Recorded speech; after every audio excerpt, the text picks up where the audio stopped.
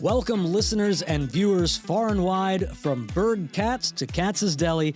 I'm Eirik Gislason, associate broker and team leader of the Excelsior team at Brown Harris Stevens, master certified negotiation expert and instructor, founder of Archway Partners Coaching, and your host of Shear Negotiation Mastery, the podcast bound and determined to reclaim and restore the good name of negotiation and unlock the door to value creation, win-win solutions, and the true power of integrative negotiation.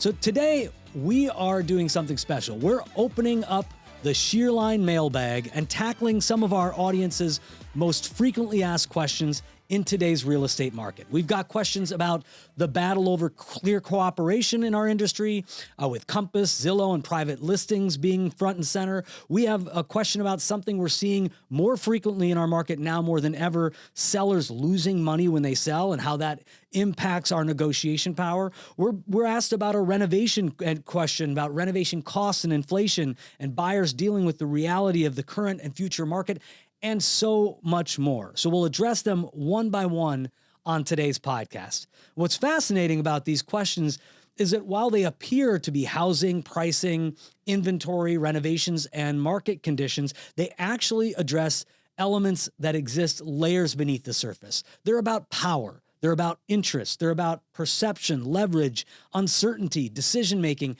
and human behavior. In other words, they're negotiation questions. And every one of these situations forces us to understand what people value, what they're trying to protect, and what they're afraid of losing, and how those motivations shape the decisions they make at the negotiation table. So as we work through today's mailbag, we're also celebrating a milestone for the Shear podcast.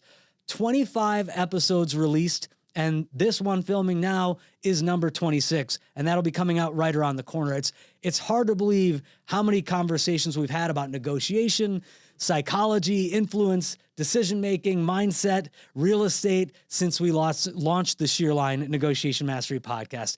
And to help me mark this occasion, I'm joined finally again by everyone's favorite part-time co-host, Jay Billiet. Jay's been a part of many of these discussions and many of the most popular episodes, and there's nobody I'd rather be sitting across from at the table to tackle some of our toughest questions from viewers and listeners. So Jay, welcome back to Shear. It has been way too long. It has been too long. Thank you. I'm happy to be back, and congratulations on 25, 26. Congratulations to us. Yeah.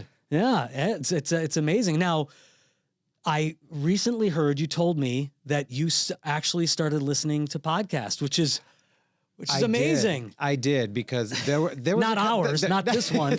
No, still getting you to try to listen to this one. But. So there was a few jokes about me not listening to podcasts, and what I learned, a couple of things happened. One, I think I was listening to the wrong podcasts, and I was listening to them the wrong way. I was listening to a podcast about topic X, and topic X was divided into 4 pillars. Each pillar was 3 segments made up of 6 steps. And today we're going to discuss step 6 of pillar 2, segment 3. Yes. My mind would drift.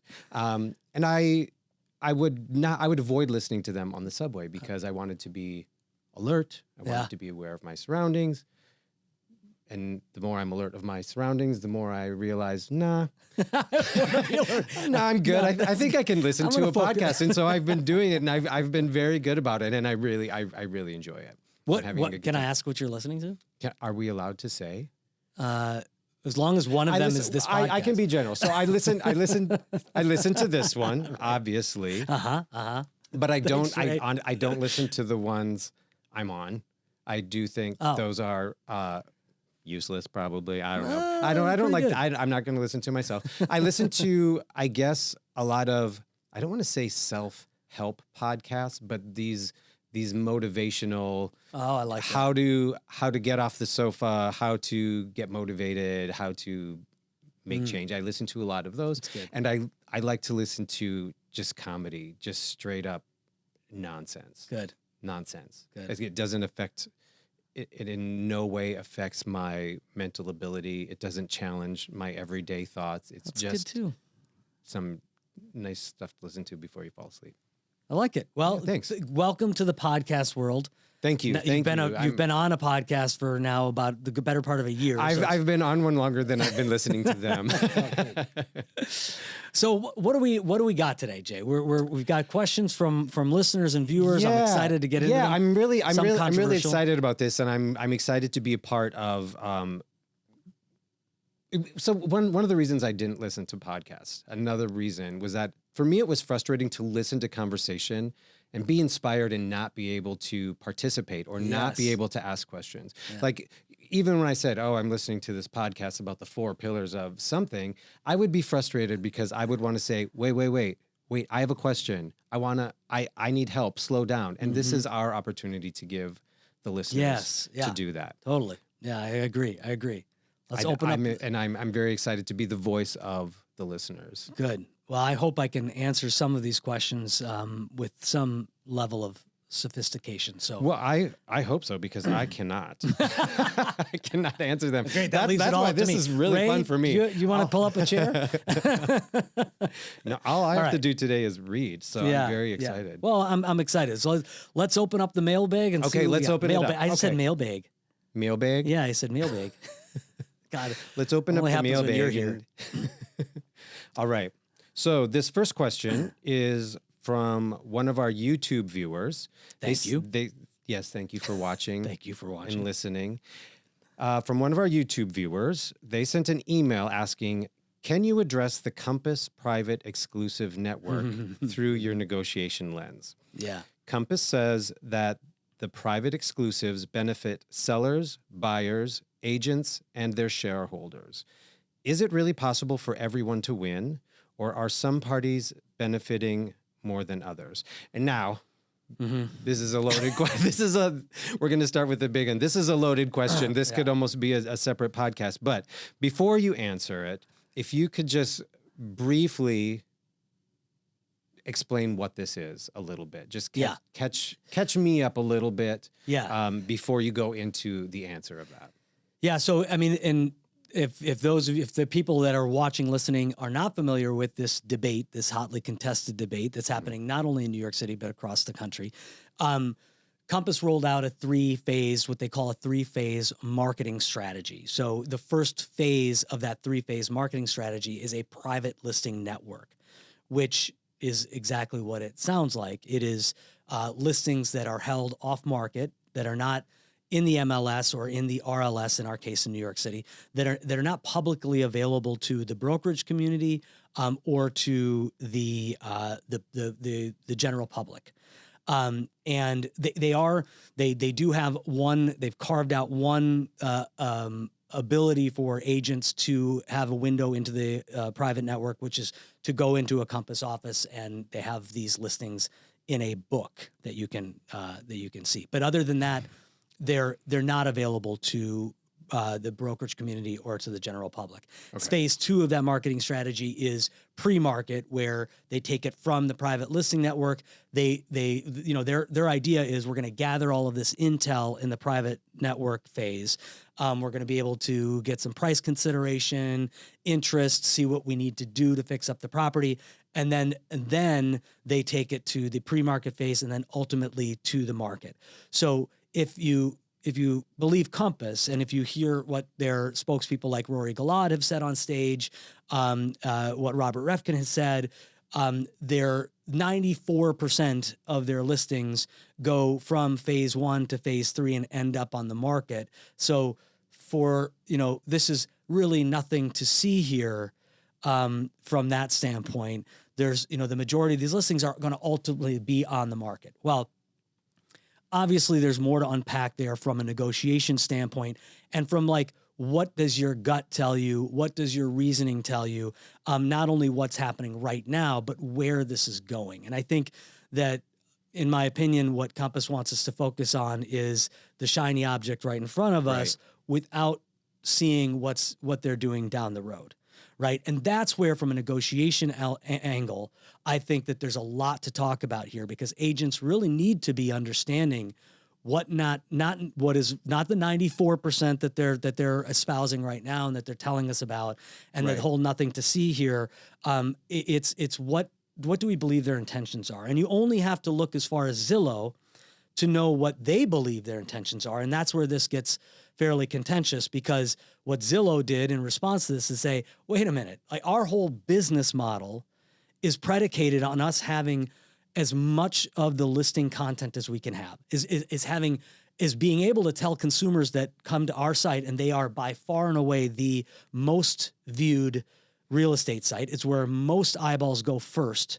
So buyers, direct buyers, and represented buyers are searching Zillow, Trulia, StreetEasy. So they say this is our business model. Not only do we need to be able to tell the public, hey, you come to us and you can see everything that's available, but their business model has now become selling leads back to agents.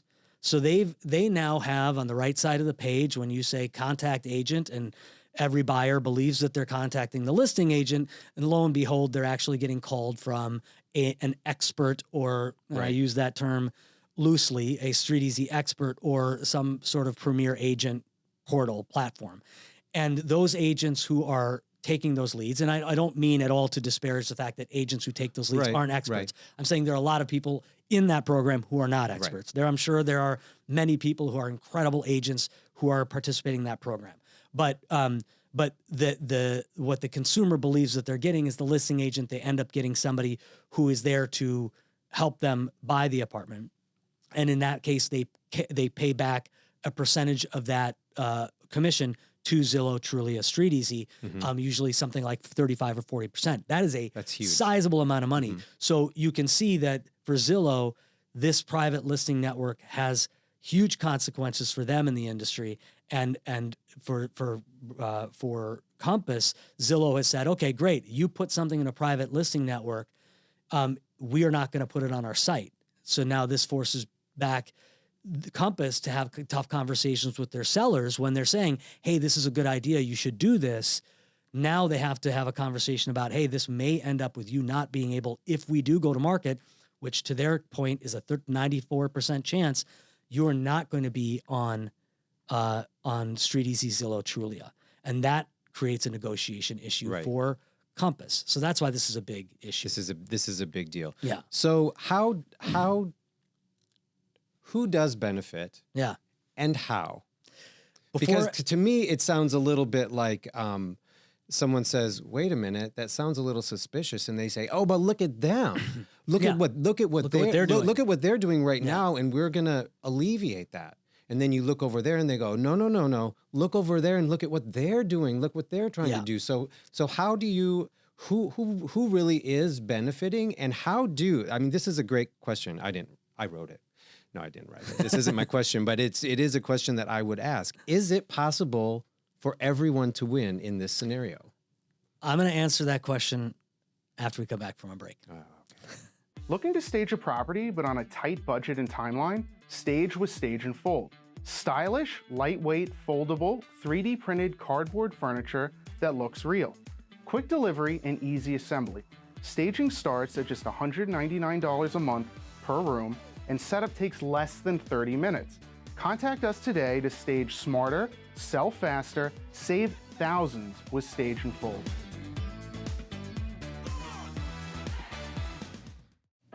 From residential and commercial closings to litigation, Romer DeBoss is your full-service real estate law firm. We blend big firm knowledge with boutique-level attention, delivering outcomes that exceed every expectation. Contact us at romerdeboss.com. All right, and we are back. Now, as I said, I'm going to answer that question because the reality is we have to understand that both of these companies have shareholders and they have people that they answer to, and their job is to try to make money. What is kind of troubling about this is that they try to act as though this doesn't impact segments of the market. That another thing that Rory Galata said on podcasts and in public appearances is that, look, our job is to look out for our agents. That's what we're doing, and we are putting our agents in the best possible position to win, which I understand as well. But we can't just, as brokerages, as real estate firms, only look out for our agents. And Bess Friedman is very, very clear on this. It can't just be about what we do for our agents and putting them in the best position to win, we also have an ethical, moral, legal responsibility to our industry. You know, it's like if you had an agent who went out and told everybody at an open house that they had 6 offers on the table, and they didn't. They didn't have any offers on the table. And so now you've got 7 buyers in an open house all frantically thinking, okay, we've got to act with urgency and we've got to come in strong because there's so much competition, and that bids up the price. Now, that in some states is illegal. In some states it's not. It's definitely crosses the ethical boundary and the ethical boundary within your association, no matter whether you're NAR or REBNY. But nobody gets punished for something like that. So if it's very frequent, very, very rarely do they get punished for anything like that. Clear cooperation is a standing policy for NAR. Compass is breaking it left, right, and center, and they're not getting fined. It's supposed to be an up to $5,000 fine for every occurrence. They're not getting, NAR is basically just kind of washed their hands of the whole thing. So if nobody's getting punished for that, does that mean it's okay to do? So if I do that and I tell all these buyers that there's other offers on the table and there are no other offers on the table, and I end up bidding up the price, have I done something that benefits my seller? Yes. Have I done something that benefits my agent? If I'm supporting that kind of behavior? Yes. Is it wrong? Yes. Both of those things can be true. And I think that from a negotiation angle, we have to look at what's happening with the buyers, right? And again, if we look down the road, they say that this is not about double-ending deals. I just think from a company standpoint, if you're looking out for shareholders and maximizing profit, that's a foolish thing to claim because you're putting yourself in a position where that absolutely can be true. Onboarding buyers into the Compass ecosphere and then, or ecosystem or whatever you call it, and then offering them private listings as something that they can have access to that no one else does. Well, that's an attractive thing for buyers. Well, now you're got a bunch of buyers who are being picked up by Compass agents through that introduction, and now they're double-ending deals. And so to claim that that's not something that down the line, they say that 3% of the 5% or so of those listings that actually do sell in pre-market or in the private listing network, that they said that a little over half of those are done with Compass agents, meaning then they say that means that a little less than half are agents from other firms. I'm not sure that I believe that statistic. I don't think that they shared that information. But even if you believe that to be true today, we know that down the line, that is not where they're hoping this goes. The idea of dual agency, that's what double-ending deals is, representing both sides of the transaction. The opportunity that affords Compass is a big one if they can get this to stick. And there's no question in my mind that that's where they're going with it. So buyers do lose out on this. So from a negotiation standpoint, I guess that's the next question, because I want to answer this from a negotiation standpoint. I think that there are a couple things that I'll point out. One is for Compass agents. I think that's something that they have to be aware of, and I think that this is probably something that's already happening, is what happens in that private network psychologically. Because we talk about the negotiation, the psychology of buying, we're talking about this is what negotiation is. When you price something, whether it's aspirational, over market, whatever you're trying to do, price discovery, let's say that you have one buyer who comes in and is willing to pay the asking price or over the asking price. What does the seller do in that moment? What is their natural reaction? I can ask you, Jay, what is the natural reaction of that seller when they're in a private listing network, they have limited availability, limited eyes on that property, and somebody comes in and says, oh, you're at 1.2, I'll give you 1.3. I immediately want to know what's happening outside the exclusive circle. So what happens if I put it on the market? If I can get this here from this limited audience, I want to know what the rest of the audience is willing to do. So from a negotiation standpoint, if you are in that situation with your seller, how are you as an agent navigating that market? And how are you navigating it if there's a Compass agent on the other side of that deal? Even more complex, right? Mm-hmm. Compass agent has the buyer, you have the seller, they're offering you 1.3 on 1.2. What guidance are you giving your seller if they say, well, we want to go to the open market and see if we can get more? Get a little more. And what if they can't? What if that was the one buyer who was willing to give them over ask, and now they've PO'd that buyer, they've turned that buyer away to try to test the market? That's a problem. And I think that if I'm sure that they've had this issue, but that from a negotiation standpoint is going to be an issue that has reputational damage, that has company damage when people are caught up in this internal thing. And it turns out that the sellers say, well, wait a minute, why am I this? By the way, you told me this is a 3-phase marketing strategy. So phase 2 and phase 3 are something that I'm supposed to be doing. And now I'm trapped in this mindset of like, I got an over ask bid, but I don't even know if that's good. You don't know if it's real. If it's real. So that's something from a negotiation standpoint, I think that they're going to have to deal with. The other thing I think from a negotiation standpoint that every other agent who is not a Compass agent, whether you're in the New York market or not, by the way, I will point out, because I feel like it's necessary to point out, we have participants only in New York City. Right. Compass has also said publicly that if every market acted like the MRED market, which is kind of like what we have, where you actually can participate in a participants only REBNY members who are participating in the participants only can see this off-market, pre-market inventory. So it's open to all of a much bigger pool of agents, not just inside Compass and not just in a book in their office, right? But not all of their listings, they're not doing that. They're not participating in participants only fully. So that's something that's also like, if this was just that, if it was then I think we would see different behavior, at least in our market. Right. But to all of the other agents who are not Compass agents, I think that you owe it to yourself to really educate yourself on this. Hopefully this segment of this podcast will help you do that. Right. But to dive deep into this, because you owe it to yourself in every pitch you make, every value proposition you deliver to your buyers and sellers, to educate them on what are the benefits of working with you. What are the pitfalls of this?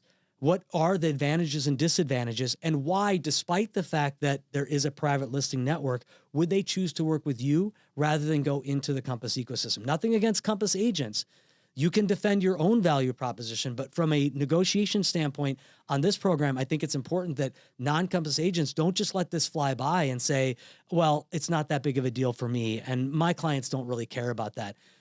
They absolutely, if they don't care about it now, they absolutely will. Also, that's not an answer. If a client does ask you about it and you say, well, it doesn't really affect me, that's not a good answer. Yeah. That's not going to fly with any client. Yeah, exactly. So educate yourself and come up with a value proposition that helps explain to that buyer, that seller, why working with you and your firm is going to be a better choice for than to fall into, if you believe that it's not beneficial I hope that you're able to develop a value proposition that will help your clients choose you over another agent. That's the whole point. Yeah. So find what those things are and utilize those things, but educate yourself on this so that you know what you're facing. And again, this is not an effort. Answering this question is not meant to disparage Compass. It's not meant to disparage Zillow. They both have competing interests, and their interests are to make money, and we know that. But there are consequences to this. There are industry consequences, future consequences, and there are consequences to agents who are trying to build and maintain a career. Right. So that's that. Okay, that's that. We can do another episode. We could do a whole. Well, I was just going to say, like, there's two takeaways from this. One, I've learned no one being punished is not the same as everyone winning. Yeah. There's a fine line there, but there's a difference. But also send more questions, send more comments, because this can be a whole nother podcast. Yeah, if you're a Compass agent, I'd love to have you on. Have a Compass agent and 2 other agents. I would love to hear the conversation. I mean, essentially, everyone has the same job. All these agents have the same job. I would love to hear how everyone is addressing this dialogue, because as long as this controversy is happening, it is going to have to be addressed. And if our goal as agents and as companies, as brokers in this industry, if our goal actually is to serve the client, actually is to serve our buyers and serve our sellers, which absolutely from me as an agent, I am an agent and my responsibility is to my clients. Yeah. And I hope that my sponsoring broker, my brokerage, not only supports me as an agent, but also has one very big eye on how they are also serving the buyer and seller community. And that goes for Zillow, that goes for Compass, that goes for BHS, that goes for all of the companies out there. They have to have some ethical, moral responsibility to know that their future of their business depends on how they treat buyers and sellers. That's the reality. Yeah. So hopefully hopefully every agent listening to this, if you're client centric and if you're focused on doing the right thing by your buyers and right thing by your sellers always, well, then this is a conversation that we should be able to have openly. Yes. Okay. Please send your comments, send your questions. Yeah, that's good right. or bad. Yeah. Doesn't matter to me. They DM go to me, Eirik. I don't read them right at away. Eirik so. the Expert, Gislason at bhsusa.com. Yeah. Okay. So speaking of good questions, our next question.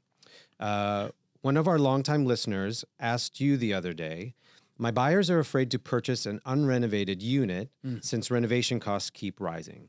Should buyers pass on properties that need work until inflation is under control and costs come down? I love this from a negotiation question. And when they asked me this, I was like, oh, this is perfect. Because really, this is about helping our buyer through a decision-making process. And you help clients. I've been part of this discussion with clients. Yeah, I'm sure. Many times. I'm sure. And I'm sure that you work on projects that are gut renovations. The real question is not whether it is or is not good or is or is not feasible to purchase an apartment that needs work. The question is, how do you eliminate as many of the unknowns in that process as possible for your client?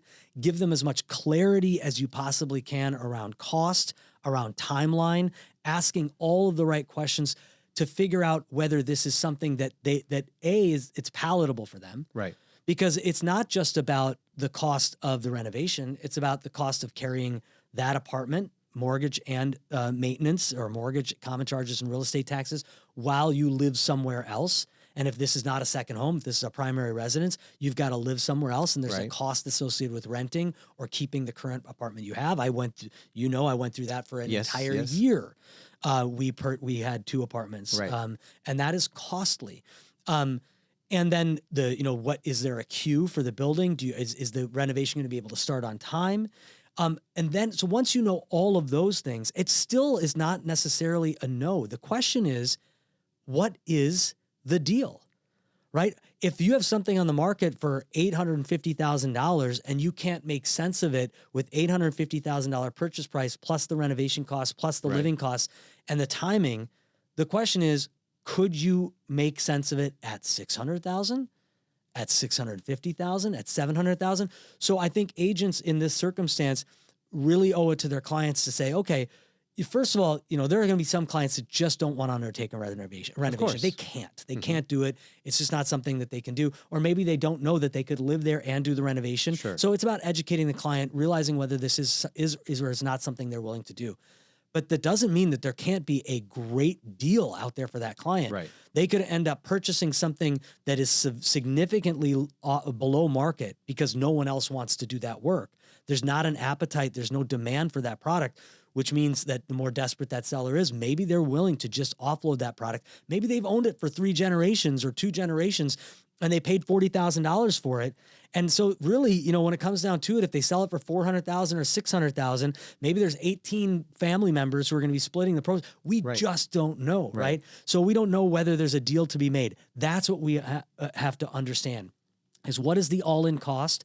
And at the end of the day, if they're willing to do the work and they have the time, and they end up with an apartment that cost them $850,000 with the renovations because they got it at a deep discount, and that apartment compared to the other renovated apartments that are similar to that apartment in the building, that could be $1 million apartment at the end of the day. Right. So is there value to be gained there? Yes, if the deal is right. Yeah. And, to kind of touch on this a little bit, the question, should buyers pass on properties that need work until inflation is under control and costs come down? Yes, that's another part of it. So the last part of that sentence to me is always a no. Like if you're going to wait for costs to come down, who knows when that would be? And inflation is going to go up and down. So like you said, it has to come down to the deal at hand. It has to come to the priorities in front of you. This might be your lifetime home. Yeah. Those are different priorities than this is just a 5 to 10 year investment and then I'm out. So how much work are you willing to put into it? Yeah. And how much work, so for example, you said, there might be this apartment that's fully renovated for X amount of dollars, but you could get something else and really make it your own. Right. And how much of it, and this is a conversation I have with people. This is a conversation I had with myself when I was looking at, when you were showing me apartments, I saw a unit and I thought, this is a blank slate. I can start all over from the beginning. Yeah. That's amazing. And then I thought, oh, that's bad. I don't want to do that. I don't want to start from the beginning. I want to go to the option where I can make it my own enough to be happy without starting from from scratch. So no, should you wait for prices to go down? No. If you ask anyone in history, no one says, "Oh, I waited 5 years and saved." Yeah, exactly. I saved half the cost. Yeah, especially that's in our never market, happened. Just look at it's about your values, your priorities, and the deal. That's at hand. love that. That's perfectly said. And the fact that you were able to come to that sense of clarity with your own search to say, this is what I'm willing to do and what I'm not willing to do, made the decision easier. And that's what we need to do. That's what we need to do. Okay. Yeah, love it. Next question. Before you ask that question, let's take one more break. Okay. And then we'll come back with our last segment, and we'll be back right after this. Sounds good. I'm Brian Scott Cohen, one of the top loan originators in the country, and the #1 mortgage originator at Guaranteed Rate Infinity. Guaranteed Rate Infinity arguably has the most advanced tech in the industry. Our completely digital loan process makes it easy and efficient for homeowners, from a 15-minute pre-approval to the digital application and through closing. My team and I would love to help you get into the home of your dreams.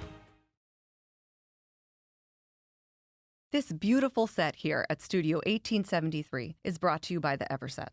The Everset provides full-service staging and furniture rental solutions in the New York area. We work with Brown Harris Stevens and many other top real estate firms, staging their homes to sell quickly and at the highest price possible. Our staging is affordable without sacrificing quality or design. For more information, please visit us at staging.theeverset.com or email us at staging@theeverset.com to request a free proposal. All right, everybody, we are back.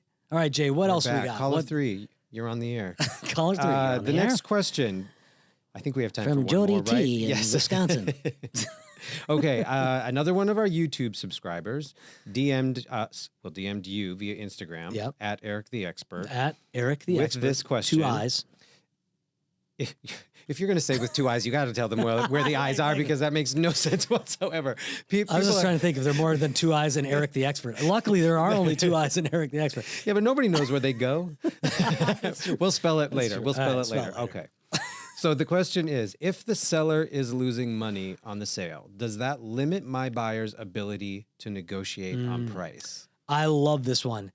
And not only did I get this DM, but I've had this circumstance recently, and it's funny, we don't, this is kind of an odd market, because what we're seeing now, and I think more now than ever before, people who purchased in 21, 22, or even 2019, if you purchased in the last 5, 6, 7 years and you're selling, based on the frictional costs of doing a real estate transaction, you are likely going to lose money. So, you talk about the cost coming in. If you're buying a co-op, maybe it's 2-3% going in. And you obviously you gain some equity over those years, but not much in the first 5, 6 years. So you're not really gaining equity as you pay your mortgage. So now you leave that, and we're in a market where what you paid in 2019, 2020, 2021 is not what you're going to get in this market. So I see this frequently where I'm looking at a listing, and you can see that the seller, you see what they paid for it. You can look it up in StreetEasy. You can see it in Acris. You can see the data, Property Shark, and you can then see that they're pricing it about 8-9% above where they sold it, right. which are the frictional costs, the transactional costs of the sale. They're trying to break even. So this question is a really good one, because there is a huge psychological barrier for people who have purchased real estate in New York City to sell at a loss. This is supposed to be the market where you purchase and you always win. Always an investment. Right? Always an investment. It's always an investment. You always win. So so from a negotiation standpoint, for those of you who are dealing with this, you really should be looking up this data. Look at if somebody sold or bought that apartment 2, 3, 4, 5 years ago, look at the history. Look at whether they've been on or off the market over the last year or two. Like, is this the first time they're back on the market, or have they been on the market before? Did they test price at a different level? And when you can see that the differential is somewhere right in that delta between what they paid for it and what the transactional costs are going to be for them to leave, the transfer taxes, the flip tax, the real estate commissions, and their attorney's fees, whatever, those add up all those transactions or those fees. And if it looks like they're looking for a break-even deal, that's something to first acknowledge and consider. Now you have questions to ask of the listing agent.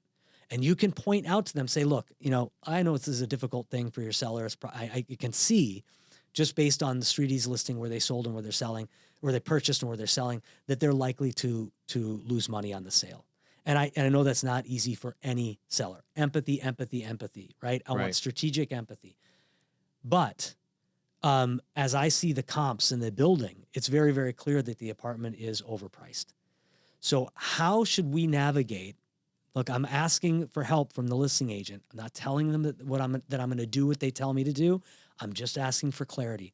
Right. How should we navigate the fact that your seller is about to lose money, and we can see that they priced it where they're going to break even? Then I let them talk. Right. What do they say? Oh yeah, they know, Eric. They're going to. I said, oh yeah. You'd bring out the Minnesota. I do it. Yes, they are losing money. They're aware of that. We priced it according to the market. We believe, okay, let's talk about what I'm seeing in the data, what you're seeing in the data. We've broached that conversation, and now we can actually have a conversation about what's possible. Because there is a case, and it may not align with your buyer's needs, right? If the seller says they're not going to sell below they're not going to sell and take a loss. So your offer's got to be closer at what their asking price is right now, or they're not going to sell. All right. Well, the question is, do I believe that? So I'll ask another layer of questions to try to get to frame in the truth with a zone of possible agreement, and then we will come up to a decision on where we want to make an offer.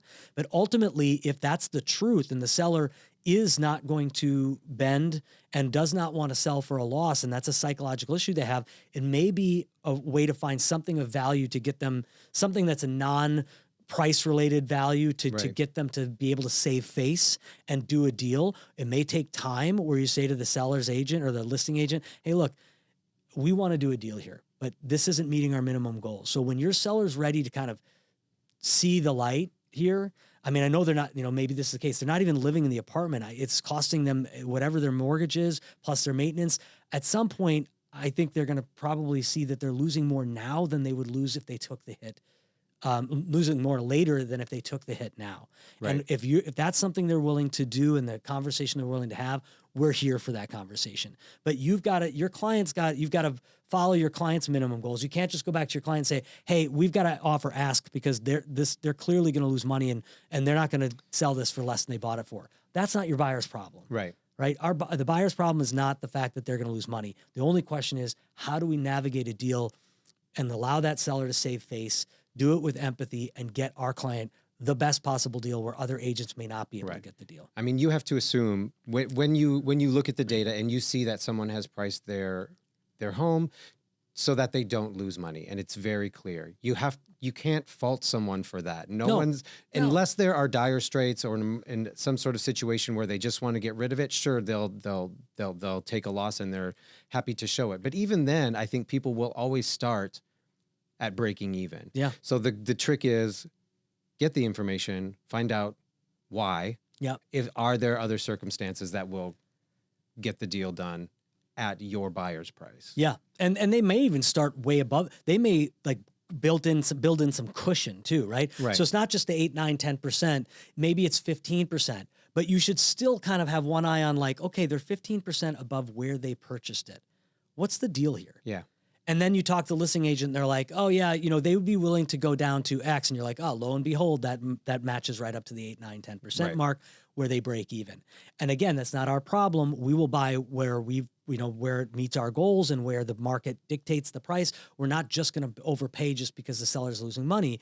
But psychologically, it does potentially change that negotiation, and you need to be aware of it. And the more aware of it you are, the better you're going to be able to have the conversation. Right. Okay. Yeah. Wow, this is good. I think we're out of time. We got to do another one of these. We have I like to. Well, this. one, we still have a couple of more questions here, Yep. and we're probably going to get a lot of comments today. Probably. And if you want us to, I can always write a blog post about these other 2 questions that we have. Yeah. So if you're interested in doing that, we'd love to hear from you. We'd love to, we love your comments. We'd love for you to rate, review, and subscribe to the podcast so that you can give us all of this feedback, and we'll give you more value than you could ever imagine if we hear from you. So yeah, and I want to do this again because I like this format, because I just have to read. I don't have to come with any knowledge whatsoever. I just have to ask the questions. I love you, but you're a great color commentator. Is that what the color commentator does? Is that what their job is? You've got great insights.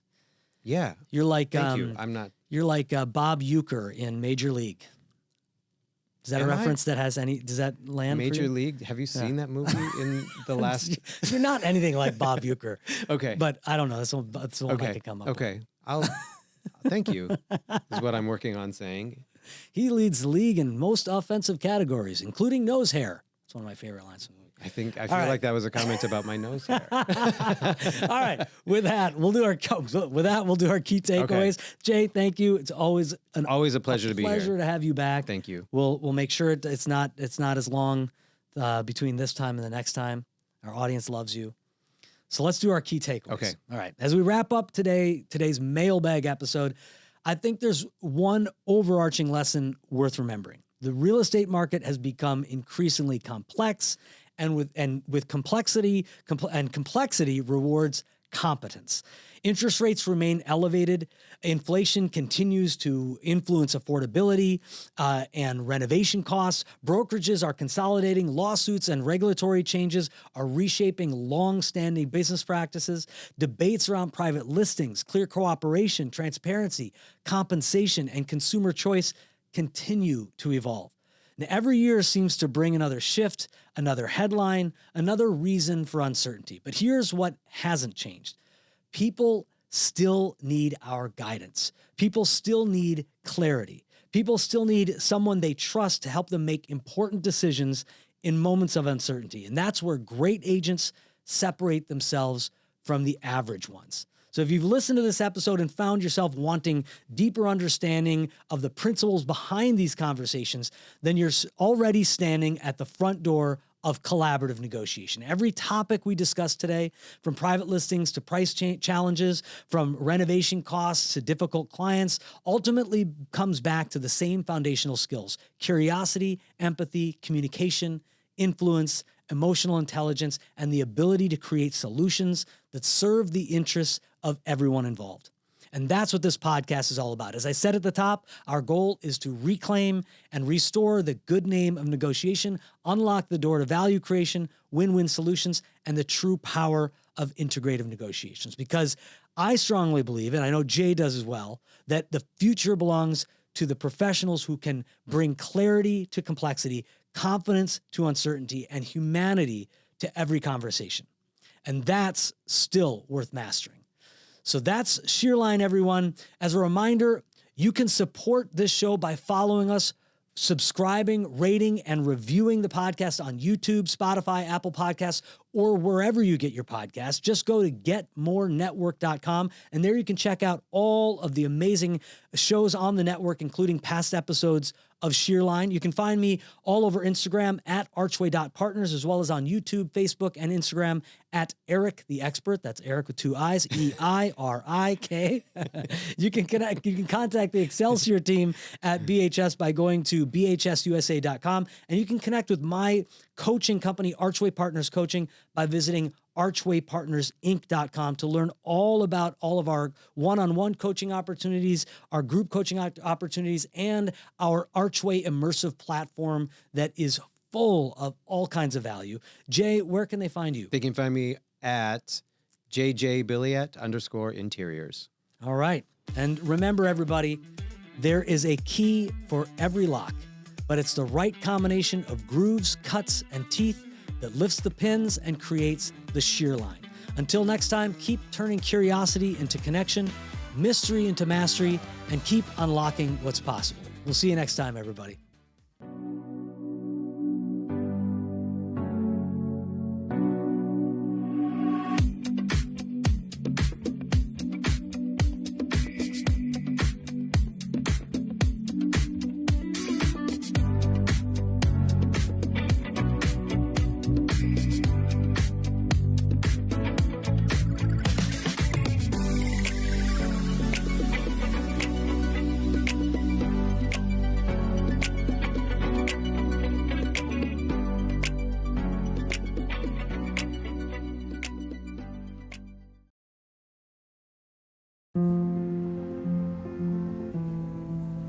What do you really need to know about buying or selling a home? First, it's serious business. And it's complicated. There's a lot of money on the table, and emotion too. You need an agent who knows the ropes. So, whether you're buying or selling your home, work with professionals who have a mastery of the craft.